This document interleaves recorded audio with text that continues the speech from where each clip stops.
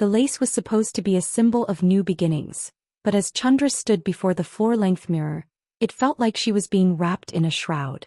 Her fingers, usually steady and nimble, trembled as they caught on the delicate embroidery of the veil. Every stitch represented a promise, a commitment to a life of quiet stability, yet the fabric felt heavy, damp with the humidity of a storm that hadn't yet broken. The room was filled with the cloying sweet scent of Casablanca lilies, hundreds of them, arranged in towering vases to create an atmosphere of purity. But Chandra's wolf, buried deep beneath layers of human denial, knew better. Through the perfume of the flowers, through the wax of the candles and the expensive champagne waiting downstairs, a sharp metallic tang cut through the air. The scent of lilies was supposed to mask the smell of blood, she whispered to her reflection, her voice barely a ghost of a sound. But I can still smell him. She wasn't looking at the bride in the mirror. She was looking past her own shoulder, toward the window that faced the dense, dark thicket of the North Ridge woods. There, beneath the ancient pines where the shadows lived, she knew Arthur was waiting. The Alpha King didn't need an invitation to a wedding he intended to destroy. He didn't need to howl to make his presence known. He was just a pressure in the atmosphere, a drop in barometric pressure that made her ears pop and her heart hammer a frantic rhythm against her ribs. He was the king of a world she was trying to escape, a world of teeth, fur, and the brutal honesty of the moon. To anyone else, the woods were empty. But Chandra could feel the weight of his amber eyes tracking her every move through the glass. It was a predatory gaze, possessive and ancient, and it made the white silk of her gown feel like a lie. She had chosen Randall. She had chosen the man who promised her a house with a white picket fence, a man who didn't shift into a beast of nightmare and war. She had chosen the safety of a beta's arms over the soul-shattering intensity of a fated mate who terrified her. But as the wind shifted, carrying the scent of pine needles, crushed earth, and the raw, iron-scented musk of a dominant alpha, Chandra realized that you can't run from a storm when you're the one who called the lightning. Chandra had spent 24 years learning how to be invisible. As an Omega born into a lineage that had once been proud but was now broken, she had learned early on that attention was a dangerous thing in the shifter world. She remembered the way her mother had looked, a shell of a woman bound by a mating bond to a man who used his power like a whip. Chandra had seen the bruises hidden by makeup and the way her mother's wolf had slowly gone silent, crushed under the weight of an alpha's love. That was the blueprint she had been given for destiny, and she had vowed to tear it up. Her values were simple. She wanted to wake up without a racing heart. She wanted to walk through a room without checking the exits. She wanted a love that felt like a warm blanket, not a forest fire. Chandra was a woman of soft edges and quiet strength, a healer by nature who found peace in the garden rather than the hunt. She had scars, yes, not on her skin but on her soul. They were the scars of a girl who had spent her childhood watching the great alphas tear the world apart for pride. She didn't want a throne. She didn't want a crown that was forged in the blood of her kin. This vulnerability was exactly why she was so good at ignoring the quiet warnings in her gut. She was so desperate for a sanctuary that she was willing to build it on shifting sand. When Arthur had first found her, when that invisible cord of the mating bond had snapped taut between them at the solstice ball, she hadn't felt chosen. She had felt hunted. The way he looked at her like she was the only thing in the world that mattered didn't feel like romance. It felt like an obsession. And so she had run. She had run straight into the arms of Randall Thorne. Randall was everything Arthur was not. He was a beta of the southern coast, a man with a steady smile and eyes that didn't burn with the fire of 1,000 suns. He talked about we and us, in a way that made Chandra feel like she had a vote in her own future. He was her shield against the terrifying pull of the Alpha King. She told herself she loved him because he was easy. She told herself she loved him because he asked instead of commanded. But if she were being honest, really honest, she was using him as a human shield. She was hiding in the shadow of a good man because she wasn't brave enough to face the king who claimed her soul. The last few months had been a blur of perfect moments.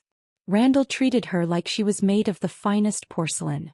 He wouldn't let her carry the groceries. He wouldn't let her walk home alone. He wouldn't even let her choose the flowers for the wedding because he didn't want her to be stressed. At the time it felt like being cherished. She was an Omega, used to being overlooked or shoved aside, and here was a man who wanted to put her on a pedestal. But as the wedding day approached, the pedestal began to feel more like a cage.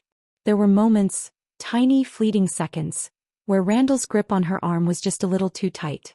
"I just don't want you getting lost, honey," he'd say with a smile that didn't quite reach his eyes. There was the way he'd subtly belittle her instincts. When she mentioned she felt a strange presence following them, Randall would chuckle and pat her hand. "You're just being an emotional omega, Chandra. Your mind is playing tricks on you. Trust me, I know what's best."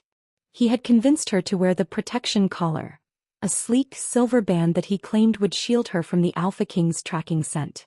He told her it was a gift, a symbol of his desire to keep her safe. She didn't want to tell him that the silver felt cold against her skin, or that since putting it on, she couldn't hear the song of the forest anymore. She couldn't hear her own wolf's voice. She felt muffled, dampened like a piano with its strings cut. But she smiled and thanked him because love was supposed to be about sacrifice, right? She dismissed the power imbalance because she was terrified of the alternative. If she didn't have Randall, she would be alone against Arthur. And Arthur was a force of nature. He was the Alpha King of the North Ridge, a man who ruled with a heavy hand and a heart of stone. Or so the story said.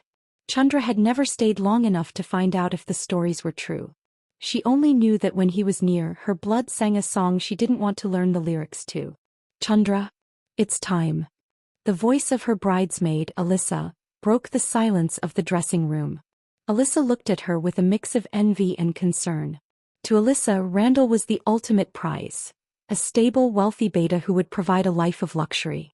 But as Chandra turned away from the window, away from the dark woods where the king waited, she felt a sudden, violent urge to scream. She looked at the lilies. She looked at the veil. She looked at the silver collar hidden beneath the lace. The illusion was perfect. The wedding was ready. The guests were waiting. And somewhere out there, the scent of blood was getting stronger, drowning out the flowers, reminding her that no matter how many white dresses she wore, the moon was rising and the hunt had already begun. She walked toward the door, her heart a lead weight in her chest, stepping out of the room and toward an altar that felt more like an executioner's block. She was choosing the man who treated her like glass, never realizing that glass is only kept in frames so it can't ever learn how to fly. As she walked down the hall, the unease in her belly curdled into a cold, hard knot. She told herself it was just nerves. Every bride feels this, she whispered to herself. But every bride doesn't have an Alpha King's mark burning invisibly into her skin. Every bride doesn't have a fiancé who looks at her like a prize to be won rather than a woman to be loved. Chandra took a breath, the scent of lilies choking her, and stepped into the light of the chapel, unaware that the man waiting for her at the end of the aisle was the most dangerous lie of all. The chapel doors groaned open, and for a second, the light from the hallway spilled over the gathered guests like a flood. Chandra felt the eyes of the pack on her, heavy, expectant, and laced with a judgment she couldn't quite name. She walked toward Randall, her feet moving mechanically over the flower petals strewn across the stone floor. He looked perfect standing there. His suit was sharp, his posture relaxed, and as she reached him, he took her hand in his. His skin was warm, but it was a dry, hollow warmth that didn't reach her marrow. He leaned in, his breath ghosting against her ear, whispering the same words he'd used to woo her for months. "Don't be afraid, Chandra. I've got you. Once the vows are spoken, we're leaving this place behind for good." That promise, the dream of the silver border, had been the anchor that kept Chandra from drifting away in the storm of her own doubt. In the weeks leading up to this moment, they had spent hours huddled together in the dim light of her small apartment, maps spread out across the table like sacred texts. Randall would trace a finger along the line where the North Ridge ended and the neutral territories began.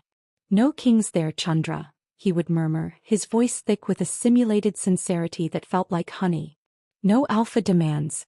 Just a cottage, the sound of the ocean, and a life where nobody cares about the rank of your wolf. We'll be ghost shifters. We'll be free." Chandra had clung to that vision with a desperation that bordered on frantic. She had allowed herself to be swept up in the minutiae of their imagined future. What kind of herbs she would grow in the garden, the way the salt air would feel on her skin, the silence of a night without the heavy, oppressive aura of Arthur's power looming over the mountains. Randall made her feel like that life was a tangible thing, something she could reach out and touch if she just followed his lead.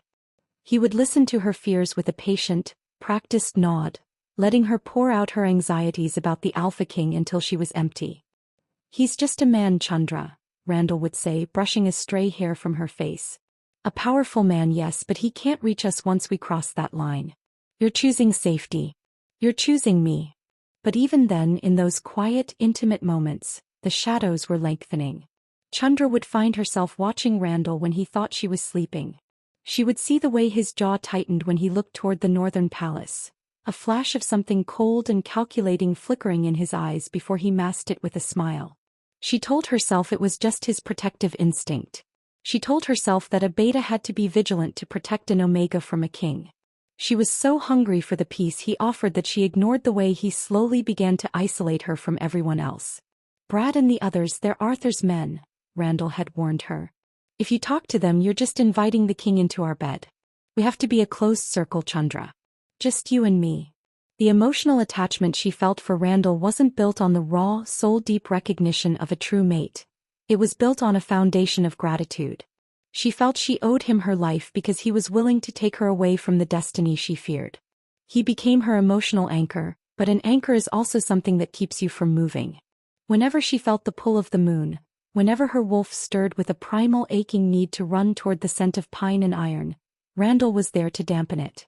He would pull her into a kiss that felt more like a redirection, his hands firm on her shoulders, grounding her in the physical world so she couldn't fly into the spiritual one where Arthur waited. "You're shaking," Randall whispered now at the altar, his fingers tightening around hers. To the guests it looked like a supportive gesture. To Chandra it felt like a clamp. "Stay with me, Chandra. Focus on the border. Focus on the sea." She nodded, trying to force the image of the ocean into her mind, but all she could see was the dark canopy of the North Ridge woods. She could feel the dramatic irony of her own life pulsing in her throat. She was standing at the altar with a man who promised her freedom, while the king who owned her soul watched from the dark. What she didn't know, what her wolf was screaming at her through the silver collar Randall had forced upon her, was that the man holding her hand was the greatest hunter of all. As the priest began the ancient rite, the narrative of their perfect love began to fray at the edges, invisible to Chandra but glaringly obvious to the world of shadows. While Chandra stood there imagining a garden by the sea, the reality of Randall's betrayal was already in motion. He wasn't a man looking for a quiet life, he was a man looking for a payout. The audience of his mind was not filled with images of salt air, but with the clinking of coin and the promise of power within the silver circle. Days before, tucked away in the back of a damp tavern on the edge of the territory, Randall had sat across from a man whose scent was masked by chemical suppressants. A hunter. There was no love in Randall's eyes then, only the cold, hard light of a predator who had found a better way to kill. "She's the bait," Randall had said, his voice devoid of the warmth he used with Chandra. "Arthur won't let her go.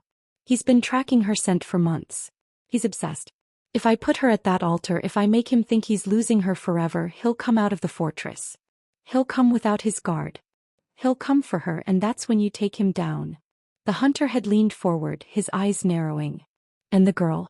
She's a fated mate. If we kill him while the bond is active, she might die from the backlash." Randall had shrugged, a gesture so casual it would have turned Chandra's blood to ice. "She's an omega. She's replaceable. Once the king is dead and the North Ridge is in chaos, the Silver Circle can move in. I want my seat on the council and I want the bounty. The girl is just the lure. I've already got her dampened with the silver collar. She won't even see the trap until the steel is in his heart." Back in the chapel, the priest's voice droned on, a rhythmic incantation that felt like a countdown. Chandra looked up at Randall, searching for the man who promised her a garden. She saw the sweat on his brow and mistook it for wedding jitters. She saw the way his eyes darted toward the entrance and mistook it for protectiveness. Every loving look he gave her was a calculation, a check to ensure the bait was still in place. Every time he squeezed her hand, he was measuring her pulse, waiting for the spike of fear that would signal Arthur's arrival. The tension in the room was a living thing now. The air was thick with the scent of the guests' anxiety, their wolves sensing the wrongness of the union. Alyssa, standing just behind Chandra, shifted her weight, her eyes fixed on the back of Randall's head with a dawning suspicion. Brad, Arthur's beta, stood in the shadows of the balcony, his hand resting on the hilt of a ceremonial dagger, his nostrils flaring as he caught a scent that didn't belong at a wedding. The scent of cold iron and gunpowder, the tools of the hunters. Chandra felt a sudden sharp pang in her chest, a phantom pain that had nothing to do with her own heart. It was a cry from the bond, a desperate clawing reaching from Arthur. He was close. He was so close she could almost feel the heat radiating off his skin. She looked at Randall, her eyes pleading for a sign of the man she thought she knew. "Randall," she breathed, her voice cracking. "Something is wrong. I can feel him. We should leave." "No. We don't need the ceremony, let's just go to the border." For a split second the mask slipped. Randall's face hardened, the safe beta vanishing to reveal the cold operative underneath. "Shut up and stand still, Chandra," he hissed, the words cutting through her like a blade. "We're finishing this. You're not going anywhere until I say so." The shock of his tone was like a physical blow. Chandra recoiled, her hand dropping from his. In that moment, the silver collar around her neck felt like it was glowing, the metal burning into her skin as her wolf tried to scream a warning through the dampener. She looked at Randall, really looked at him, and saw the stranger. She saw the way he wasn't looking at her with love, but with the intense focus of a man watching a fuse burn down. The chapel doors didn't just open this time. They exploded. The wood splintered, the heavy oak planks flying inward as a roar that wasn't human ripped through the air, shattering the stained glass windows and sending the guests screaming to the floor. The scent of lilies was gone, obliterated by the overwhelming primal aroma of a king in full battle fever. Arthur was there, silhouetted against the gray, storm-tossed sky, his eyes glowing like embers in the dark. He wasn't a man come to claim a bride. He was a god come to reclaim what was stolen. Randall didn't flinch. He didn't try to protect Chandra. Instead, he reached into his jacket, pulling a flare gun and firing it straight into the air. "Now!" he screamed, his voice cracking with a manic triumph. From the rafters, from behind the tapestries, the shadows moved. Not wolves. Men. Men with crossbows and silver-tipped bolts. The trap was sprung, the sanctuary was a slaughterhouse, and Chandra stood in the center of it all, finally realizing that the man she had chosen over the king had never intended for her to live to see the sea. The perfect life across the border had never existed. It was just a story told to a lonely girl to keep her quiet while the hunters set the bait. As the first silver bolt whistled through the air, Arthur didn't move to dodge. He moved toward her. He threw himself across the distance, his body a shield of muscle and fury, taking the hit meant for her heart.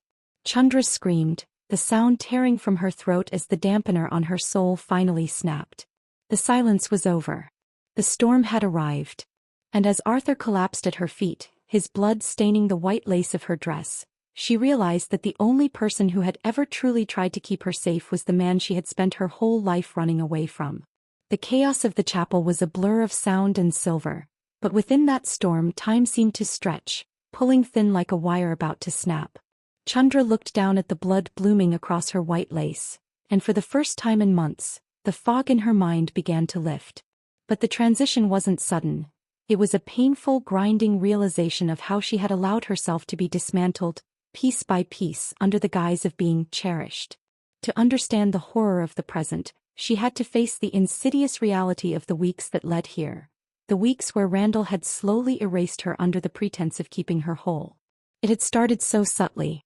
Randall would present a gift and Chandra, starved for kindness, would accept it as a gesture of love. But every gift came with a condition. Every promise was a thread that bound her tighter. The most beautiful gift of all had been the silver inlaid collar. He had knelt before her, his expression a masterpiece of concerned devotion, holding the cool metal as if it were a sacred relic. "The Alpha King's scent is a poison, Chandra," he had whispered, his thumbs stroking her jawline. "It triggers the fated mate fever, and that fever is nothing but a chemical cage. I can't stand to see you lose your mind to his primitive claim. Let me protect you. This collar will dampen the noise. It will give you back your choice." She had believed him because she wanted to. She was an Omega who feared the raw, terrifying power of Arthur's gaze, and Randall offered a shield. When he locked the collar around her neck, she felt a sudden, jarring silence. Her wolf, which usually hummed in the back of her mind like a distant melody, went quiet. The world lost its vibrant olfactory depth. The scent of the rain, the musk of the pack, the electricity of the coming storm, it all vanished, replaced by a sterile, muted nothingness. Randall told her this was clarity. He told her that the numbness was actually peace. And because she trusted him, she ignored the fact that without her wolf's instincts, she was walking through a den of snakes with her eyes sewn shut. The control was wrapped so tightly in protection that Chandra couldn't feel the squeeze. If she wanted to visit the market, Randall was there, his hand firm on her elbow. "It's too dangerous for you alone, love. Arthur's spies are everywhere." If she wanted to speak to Alyssa, he would linger nearby, his presence a silent weight that redirected every conversation. He became her only source of truth, her only window into the world. He told her Arthur was planning to raid their village. He told her the king had signed a decree to force all unmated Omegas into the military. He fed her lies like a mother bird feeds a chick, and she swallowed them because her own senses had been stripped away. She felt safe because she was too blind to see the walls of the trap. But while Chandra was living in a manufactured dream, Arthur was living in a waking nightmare. Across the territory in the cold stone halls of the North Ridge Palace, the Alpha King was fighting a war on two fronts, one against the rivals at his borders and a much more brutal one against his own soul. Arthur knew. He felt the bond thrumming with a sickening, artificial static. Every time he tried to reach out through the spiritual thread that connected him to Chandra, he hit a wall of cold silver. He could feel her drifting away, not into the arms of a better man, but into the maw of a monster. Arthur stood at the high-arched window of his study, his knuckles white as he gripped the ledge. He could see the lights of the village below, and he knew exactly which house held the light of his life. His wolf was pacing behind his ribs, a frantic, snarling beast demanding that he tear the world apart to get to her. "She's being poisoned, Brad," Arthur growled, his voice a low vibration that made the glass rattle in its frames. "That beta is suppressing her. He's cutting her off from her own nature. If I don't go to her, she'll forget who she is." Brad stood in the shadows, his face etched with the same grim frustration. "If you go there, sire, you prove her right. She thinks you're the villain. She thinks you're the tyrant who won't let her go. If you burst into that house and take her by force, you'll save her body but you'll lose her heart forever. She has to choose to come to you." This was the agony that defined Arthur's every breath. He was the Alpha King, a man who could command armies with a word, yet he was powerless in the face of a woman's fear. He saw the manipulation with a clarity that Chandra lacked. He knew Randall Thorne's history, the debts, the whispers of connections to the Hunters Guild. He saw the trap being laid. But he also saw the way Chandra looked at Randall in the town square, the way she leaned into him for support, the way she smiled at him with a hope that Arthur would give his throne to possess. Arthur's moral conflict was a jagged thing. He convinced himself that staying away was an act of love, even as his fear for her safety outweighed his need for honesty. He wanted to scream the truth at the world, to expose Randall for the rat he was, but he knew Chandra wouldn't believe him. To her, Arthur was the monster under the bed and Randall was the man holding the flashlight. Every move he made to protect her from the shadows was interpreted as an act of aggression. He was trapped in the paradox of the villainous hero, obligated to save the woman he loved from a man she thought was her savior, knowing that the act of saving her would only make her hate him more. He spent his nights in the forest, shifting into his massive obsidian-furred wolf form, running until his lungs burned and his paws bled. He would sit on the ridge overlooking her home, his amber eyes fixed on her window, a silent guardian she didn't want and didn't know she needed. He watched Randall lead her inside, watched the beta's hand linger on her neck where the silver collar sat, and the king had to bite back a howl that would have shaken the foundations of the mountain. He saw the emotional manipulation clearly, the way Randall would make her feel small so that she would feel protected by his presence. It was a slow-motion car crash, and Arthur was the only witness who knew the brakes had been cut. The tension between the two men was a silent, lethal frequency. Randall knew the king was watching. He would stand at the window with Chandra, pulling her close and kissing her temple while looking directly toward the ridge where he knew Arthur was hidden. It was a taunt. A challenge. Randall's eyes seemed to say, "He's mine. And the more you watch, the more she'll hide behind me." Arthur's desperation grew as the wedding date approached. He began to see the signs of the hunters moving into the territory, strange scents, the glint of specialized steel in the market, the disappearance of rogue shifters. He realized that Randall wasn't just stealing Chandra.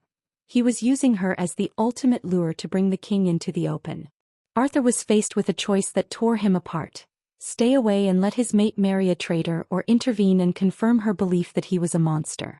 He chose the path of the martyr. He decided he would let her reach the altar. He would let her get to the very edge of the abyss, hoping, praying, that at the last second her wolf would wake up. He would wait until the trap was sprung, until the betrayal was so undeniable that even Chandra couldn't ignore it. It was a gamble of the highest stakes. If he was too late, she would be bound to a traitor. If he was too early, he was the tyrant who destroyed her happiness. But as he stood in the rain outside the chapel on the wedding day, smelling the cloying sweetness of the lilies and the sharp metallic tang of the hidden hunters, the moral conflict vanished. There was only the bond. There was only the soul-deep scream of a mate who sensed his other half was in mortal danger. Arthur realized then that he didn't care if she hated him. He didn't care if she spent the rest of her life cursing his name. He would rather be a villain in her eyes than a king who stood by and watched her die. The self-deception was over.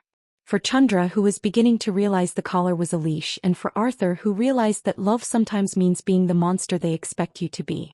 The stage was set for the explosion, a collision of two worlds, one built on the fragile lies of a beta, and one built on the brutal, bloody truth of a king who would burn the world to keep his mate's heart beating. The air inside the chapel had turned into a thick, suffocating soup of incense and unspoken dread. As Chandra stood at the altar, the weight of the "I do" she had just uttered felt less like a vow and more like a tombstone being slid into place.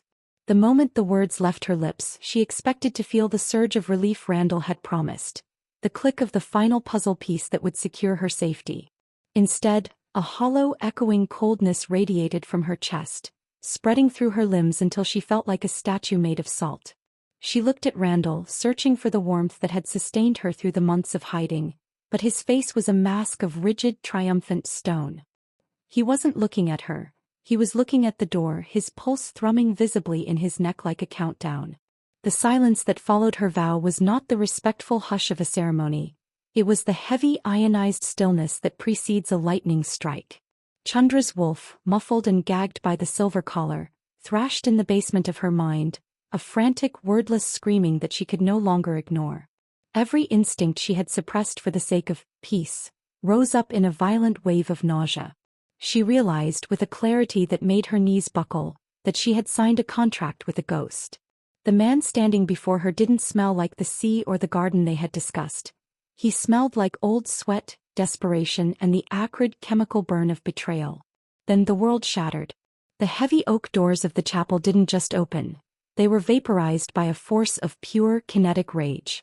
The explosion of wood and iron sent the guests diving for the floor, but Chandra stood frozen, her eyes locked on the silhouette framed by the jagged hole in the architecture. Arthur. He didn't look like a king. He looked like an avatar of the apocalypse. He was drenched in rain, his formal tunic torn, his chest heaving with a rhythm that shook the very foundations of the stone floor. Behind him, the forest was screaming, the pack howling in a discordant symphony of war. But Arthur's eyes, those molten amber suns, were fixed solely on her. They weren't filled with the anger she expected. They were filled with a devastating, soul-crushing grief. "You're late, Your Majesty," Randall sneered, his voice dropping the facade of the gentle beta. He didn't move to protect Chandra. He stepped behind her, using her body as a human shield, his hand snaking out to grip her throat. The pressure was calculated, enough to bruise, enough to remind her that she was nothing more than a bargaining chip. "She's bound. The vows are spoken. She's mine by law, and you're a trespasser in a house of the moon." Arthur took a step forward, the flagstones cracking beneath his boots. He ignored Randall's taunt, his gaze drifting to the silver collar around Chandra's neck. A low, guttural growl vibrated through the room, a sound so primal it made the marrow in Chandra's bones ache. "You put iron on a daughter of the moon," Arthur said, his voice a terrifyingly calm whisper that carried more weight than a scream. "You silenced her soul so she wouldn't hear you selling her to the men who want to skin us. You didn't marry her, Randall. You appraised her." With a flick of his wrist, Arthur tossed a bundle of papers onto the altar. They were stained with mud and blood, but the seal was unmistakable, the jagged son of the Hunters' Guild. "Read them, Chandra," Arthur commanded, his voice breaking with a hidden tenderness. "Read the price he set for your head. Read how he promised to deliver the Alpha King's mate, in exchange for a seat on the High Council and a mountain of silver. He didn't want the border. He wanted the bounty. Chandra's eyes darted to the papers. She saw her name.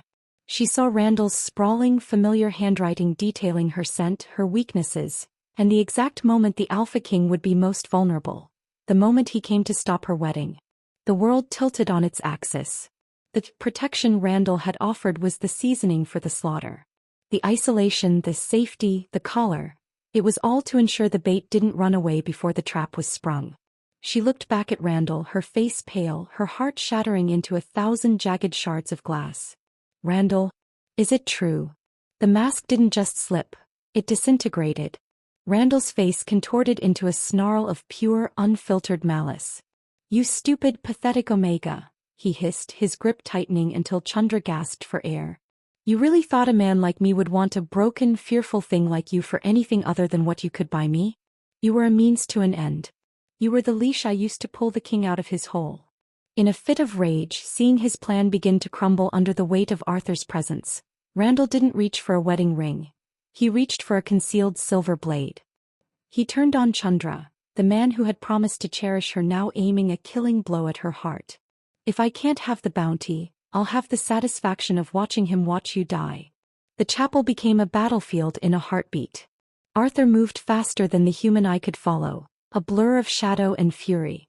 He didn't shift, there was no time, but his human form took on the lethal grace of the predator.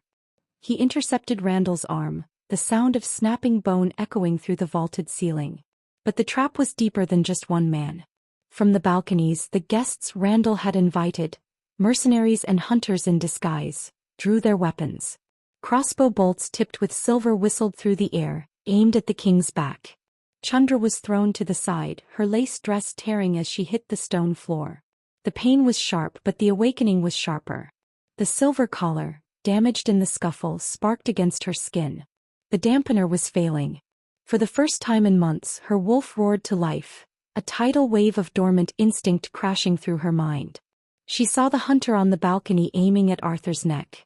She saw Randall crawling toward a dropped flare gun, his eyes wild with a loser's spite. She didn't wait for a hero. She didn't wait for the king to save her again. With a cry that was half human, half beast, Chandra lunged. She grabbed a heavy brass candelabra and swung with the strength of a woman who had finally found the bottom of her fear and stood up on it. She struck Randall just as he fired the signal, the flare veering off course and setting the heavy velvet curtains ablaze. The chapel was a vision of hell, fire licking the walls, silver bolts raining from the shadows, and in the center of it all, two alphas locked in a dance of death. Arthur was a whirlwind, taking hits that would have killed a lesser shifter, his focus entirely on clearing a path to Chandra. He reached her amidst the smoke, his hands, covered in the blood of her enemies, grabbing her shoulders. I have you, he roared over the sound of the burning tapestries. Chandra, look at me. We have to go. She looked at him, and for the first time she didn't see a monster. He saw a mirror. She saw the same devastation, the same desperate need to survive, and the raw, agonizing truth of a bond that had been tried by fire and had not melted. But the betrayal was too deep, the wound too fresh. She looked at the man who had lied and the man who had destroyed her wedding to tell the truth, and she felt herself breaking in two. As the roof of the chapel began to groan under the heat of the fire, Arthur scooped her into his arms, shielding her body with his own as they plunged through the wall of flames. Behind them, the life Chandra had tried to build was reduced to ash and rubble. The point of no return had been crossed. She was no longer a bride, no longer a victim, and no longer safe. She was the mate of a king she didn't trust, standing in the ruins of a world she had chosen, finally realizing that the only thing more dangerous than a fated enemy is a false friend. The silence of the North Ridge Palace was heavier than the roar of the fire had ever been. Chandra sat on the edge of a bed that felt like a continent, her fingers tracing the jagged, blackened hem of her wedding dress. The smell of smoke was stained into her skin, a permanent reminder of the moment her world turned to ash. Outside the heavy oak doors she could hear the rhythmic pacing of the royal guard, but inside, there was only the sound of her own hollow breathing. She was safe, they told her. The hunters were dead or scattered. Randall was a prisoner in the black cells beneath the mountain. But as Chandra looked at her reflection in the darkened window, she didn't see a woman who had been saved. She saw a ghost. The consequences of her choice began to settle over her like a winter frost. In the eyes of the pack, she wasn't the victim of a masterful deception. She was the traitor's bride. The whispers drifted through the vents and under the doors, venomous words from shifters who had watched their king bleed for a woman who had stood at the altar with his enemy.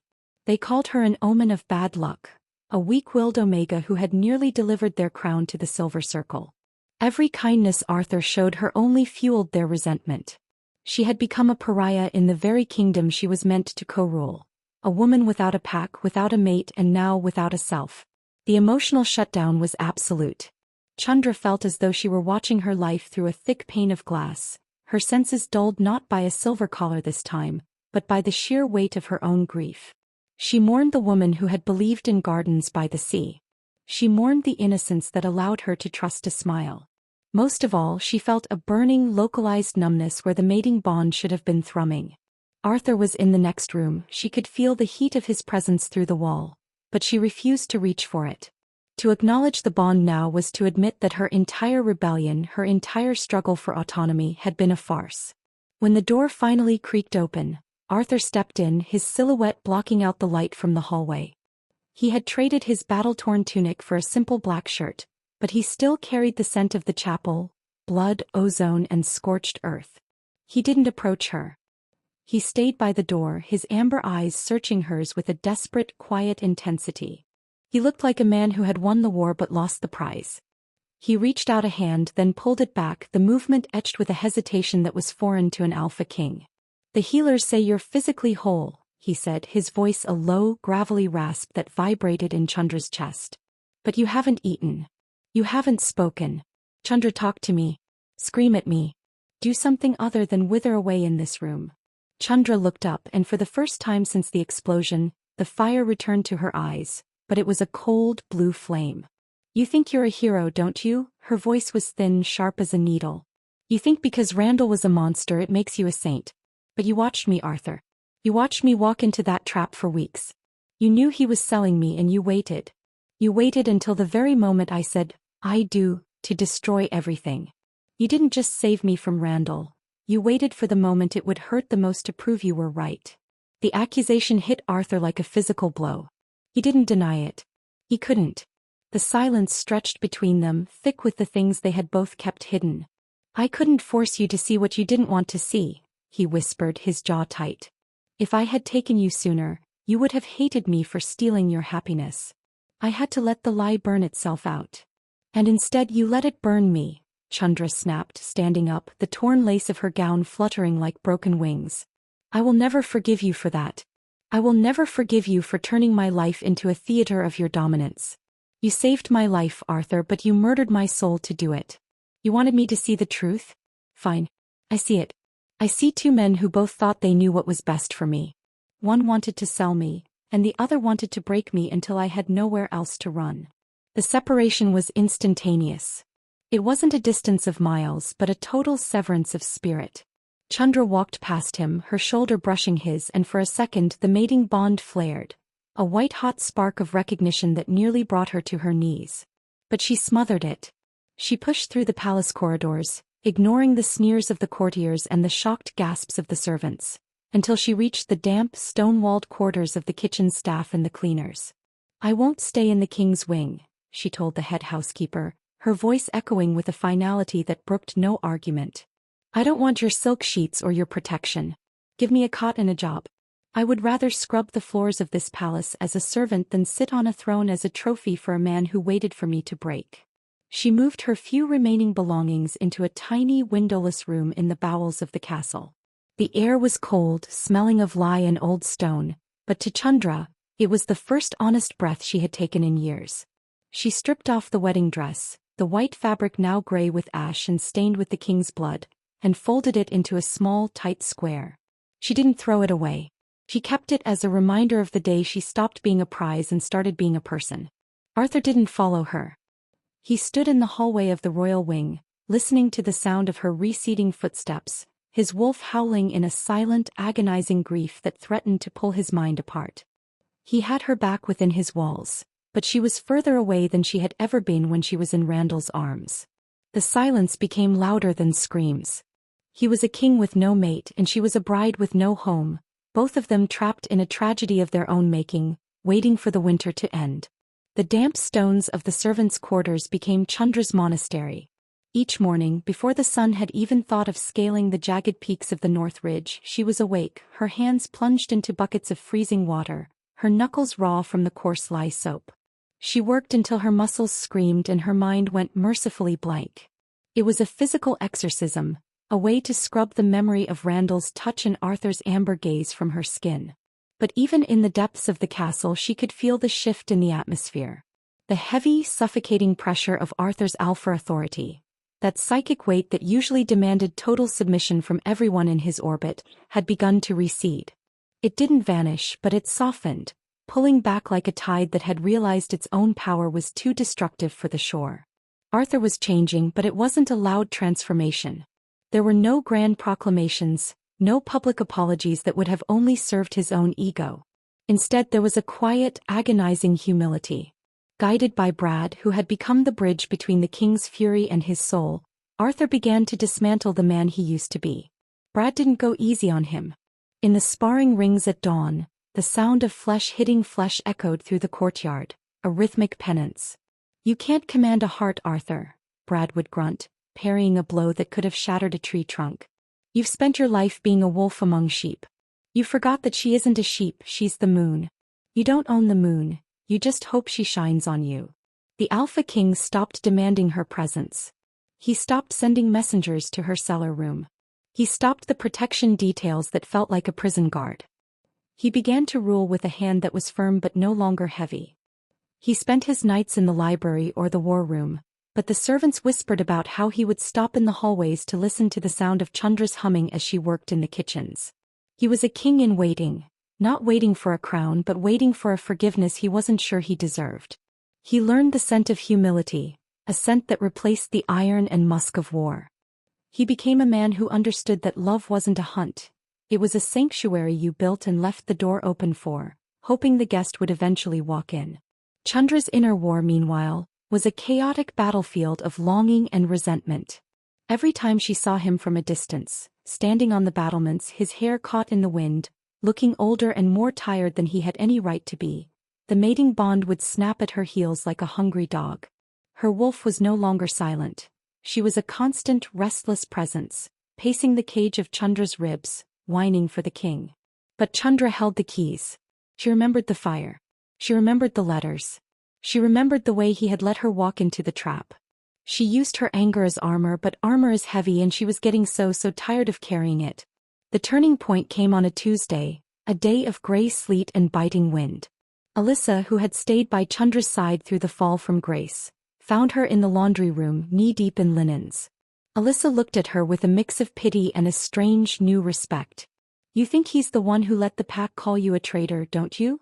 Alyssa asked, her voice hushed against the steam of the vats. "You think he's letting you rot down here because he's punishing you for choosing Randall?" Chandra didn't look up from her scrubbing. "It doesn't matter what I think, Alyssa. The whispers are loud enough without him adding to them." "He isn't adding to them, Chandra. He's the only reason they haven't turned into a riot." Alyssa stepped closer, her eyes bright with a truth Chandra wasn't ready to hear. "The High Priestess Diane wanted you exiled. She wanted you stripped of your wolf and thrown to the rogues for what happened at the chapel. Arthur stood before the council for 3 days. He told them that if they touched a hair on your head, they would have to take his crown first. He's been out every night hunting down the last of Randall's associates, making sure there's no one left who can hurt you. And he's doing it in secret, Chandra. He told us if we ever told you he'd have us in the stocks. He doesn't want your gratitude. He just wants you to be safe." The soap suds felt cold on Chandra's arms. The armor she had worn so proudly began to crack. She realized that while she had been focusing on her own pain, Arthur had been absorbing the pain of an entire kingdom to keep it from reaching her. He wasn't the monster under the bed, he was the one holding the door shut against the things that went bump in the night. The realization was a violent, beautiful thing. It didn't erase the past, but it recontextualized it. Healing is not a linear path. It is a slow, imperfect crawl toward the light. Chandra began to let her wolf speak. She began to listen to the song of the North Ridge, the way the trees whispered Arthur's name, the way the earth itself seemed to settle when he walked upon it. She started to see the scars on his hands, not just from the chapel fire, but from the years of holding a pack together through sheer force of will. Her war was no longer against him. It was against the fear that told her she wasn't worthy of a love that didn't require her to be small. She was an Omega, yes, but she was a queen in the making, and the king was no longer a predator. He was a partner, standing in the shadows, waiting for her to realize that the only person who had ever truly seen her was the man who was willing to let her go. The winter thaw had finally begun to weep down the stone walls of the North Ridge, but the air inside the great hall remained as sharp as a jagged blade. Chandra stood in the center of the vast chamber, her simple servant's tunic a stark contrast to the opulence of the high-ranking shifters surrounding her. At the head of the crescent-shaped table sat High Priestess Diane, her silver hair braided with bone and her eyes as cold as the moon she worshipped. Diane was the voice of the pack's history, and right now that history demanded a scapegoat. Chandra of the fallen Vance line. Diane's voice rang out, echoing off the vaulted ceiling like a death knell. You brought a traitor into our sanctum.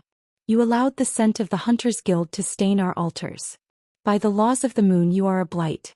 The pack demands your exile. We demand you be stripped of your name and cast into the wastelands to face the rogues alone. Chandra felt the room tilt. The wastelands were a death sentence for an Omega.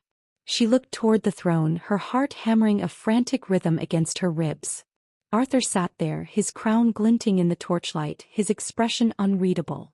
For a heartbeat she expected him to roar, to command the priestess to be silent, to exert his alpha authority and crush this challenge as he had crushed Randall. But Arthur didn't move. He sat with his hands resting on the arms of the throne, his amber eyes fixed on Chandra with an intensity that felt like a physical touch. He didn't intervene. He didn't offer his protection. He stood aside, not out of weakness but out of a profound, shattering respect. He was giving her back the one thing everyone else had tried to steal, her voice. The silence stretched, agonizing and heavy. Chandra looked at the faces of the pack, the anger, the suspicion, the fear. She looked at Diane, who represented the chains of tradition. Then she looked at Arthur. In his silence she heard a question. Who are you when no one is holding you up?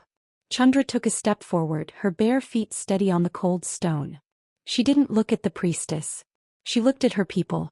I was a bride who chose safety over truth, Chandra began, her voice low but carrying a resonance she hadn't known she possessed.